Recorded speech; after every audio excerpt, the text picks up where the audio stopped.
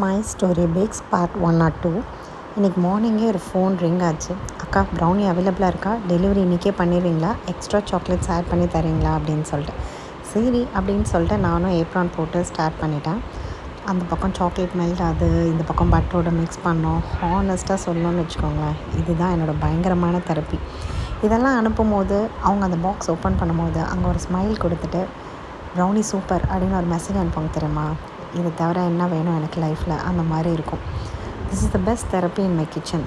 எவ்வளோ work, kitchen எவ்வளோ மெஸ்டப்பாக, குழந்தைங்க எக்ஸாம்ஸ் எது இருந்தாலுமே இதுதான் என்னோடய ஹாப்பினஸ். இங்கே நிற்கும் போது தான் நான் ரொம்ப ரொம்ப சந்தோஷமாக இருப்பேன்.